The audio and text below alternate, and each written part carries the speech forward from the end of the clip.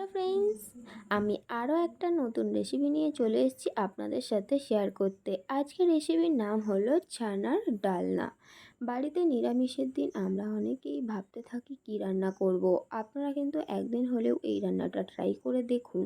এটা ভাত, রুটি ও পরোটার সাথে খুবই ভালো খেতে হবে, আর খুব কম টাইমের মধ্যেও খুব ভালো স্বাদের এই রান্নাটা বানিয়ে ফেলুন। তো চলুন দেখে নেওয়া যাক আমি আজকের এই রান্নাটা কিভাবে বানিয়েছি।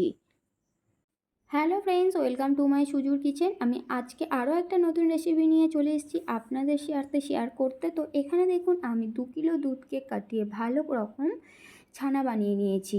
আর এখানে কিন্তু চিপকিয়ে ভালো করে জলটা বের করে দিতে হবে, নইলে কিন্তু ছানার বড়া একদম ভালো হবে না। আর এখানে দেখতেই পেয়েছেন, আমি প্রথমত এখানে লবণ দিয়ে দিয়েছি। এবার এর মধ্যে দিয়েছি লঙ্কার গুঁড়ো, আর দিয়ে দেব এর মধ্যে ময়দা।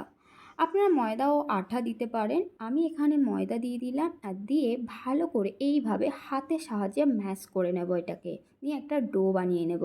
এখানে ডোটা বানানো হয়ে গেছে। এইভাবে শক্ত করে, বেশি ময়দা কিন্তু দেওয়া যাবে না, তাহলে কিন্তু স্বাদটা একদমই ভালো হবে না। তো এখানে দেওয়ার পরে আমি গোল গোল শেপ করে এরকম শেপ দিয়ে নিয়েছি। আপনারা আপনাদের পছন্দ অনুযায়ী শেপ দিয়ে নেবেন। আর দেখতেই পাচ্ছেন এখানে ছোট আমি 3টে আলুকে এরকম করে টুকরো করে কেটে নিয়েছি। এটা ছানার ডালনার মতো আলু কাটা হয়েছে। আর এর মধ্যে দিয়ে দিচ্ছি আমি লবণ আর হলুদ। এটাকে আমি ম্যারিনেট করে মিনিট 15 রেখে দেবো। এখানে একটা ননস্টিক বসিয়ে দিয়েছি, ননস্টিকটা ভালো গরম হয়ে গেছে। এর মধ্যে দিয়ে দিচ্ছি সাদা তেল। রান্নাটা কিন্তু সাদা তেলেই হবে।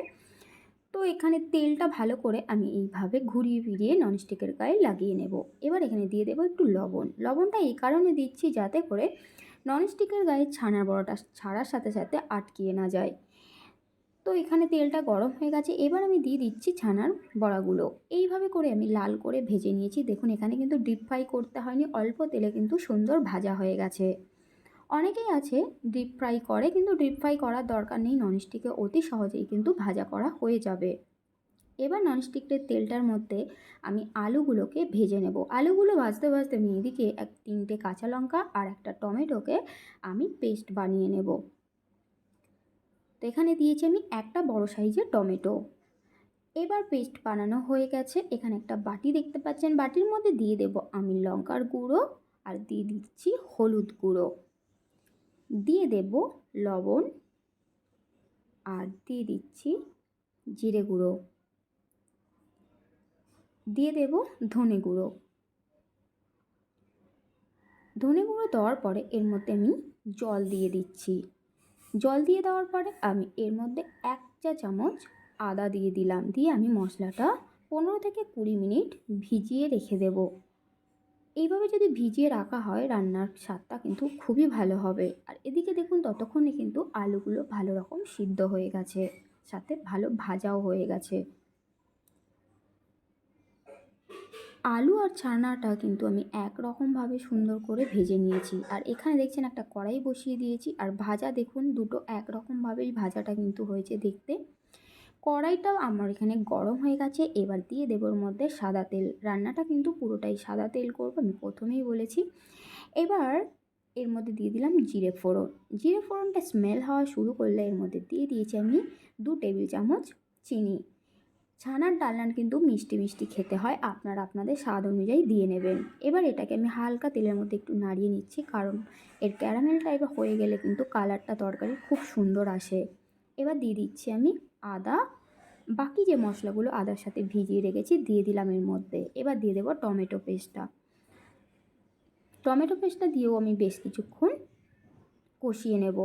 সবসময় কিন্তু মশলার থেকে তেল রিলিজ করলে তবেই স্টেপ বাই স্টেপ কিন্তু মশলা ইউজ করার চেষ্টা করবেন, তাহলে কিন্তু দেখবেন স্বাদটা খুবই ভালো হয় আর কোনো রকম মশলার গন্ধ থাকে না। এবার এই পর্যায়ে দিয়ে দিচ্ছি আলুগুলো। আলুগুলো দেওয়ার পরেও আমি বেশ কিছুক্ষণ কষিয়ে নিচ্ছি। আর আলুগুলো কতটা ভালো সিদ্ধ হয়ে গেছে। এবার এখানে কষিয়ে নেওয়ার পরে আমি কিন্তু এটা দুধ দেব। আর দুধটা কিন্তু আপনাদের কাছেও নাও দিতে পারেন, কারণ আপনারা এটা অপশনাল, আমি দিয়েছি খুব ভালো স্বাদ হওয়ার জন্যে। আপনারা নাও দিতে পারে আপনাদের কাছে নাও থাকলে। তো এখানে আমি দুধটা দিয়ে দিয়েছি পুরোটাই, জুসটা কিন্তু একদম দুধে হবে। দিয়ে দিলাম এই পর্যায়ে ছানার বড়াগুলো আমি দিয়ে বেশ কিছুক্ষণ নাড়িয়ে চাড়িয়ে এবার এখানে আমি দিয়ে দেব 1 টেবিল চামচ ঘি।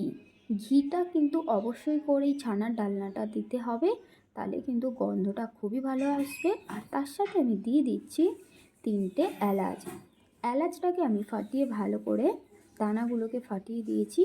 দেওয়ার পরে দেখুন জুসটা কিন্তু কতটা থিকনেস এসে গেছে, আর ঠিক রঙটা কিন্তু এমনই হবে, কারণ এটা কিন্তু ছানার বড়াগুলো পরে জুসটা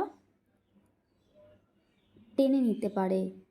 এবার এই পর্যায়ে রেডি হয়ে গেছে আমার ছানার ডালনা। তো এই রেসিপিটা যদি আপনাদের ভালো লেগে থাকে তাহলে আমার চ্যানেলটিকে সাবস্ক্রাইব করে নেবেন, আর পাশে থাকা বেল আইকনটি প্রেস করে অল নোটিফিকেশান অন করে দেবেন, যাতে আমার কোনো নতুন ভিডিও সবার আগে আপনাদের কাছে পৌঁছিয়ে যায়। আর আমি আবার কোনো নতুন ভিডিও নিয়ে শেয়ার করতে চলে আসবো আপনাদের সাথে। তো আমার এই ভিডিওটা যদি সত্যি আপনাদের ভালো লাগে, কমেন্টে কিন্তু অবশ্যই করে জানাবেন যে আমার এই ভিডিওটা আপনাদের কেমন লেগেছে। টাটা বাই, ভালো থাকবেন সবাই।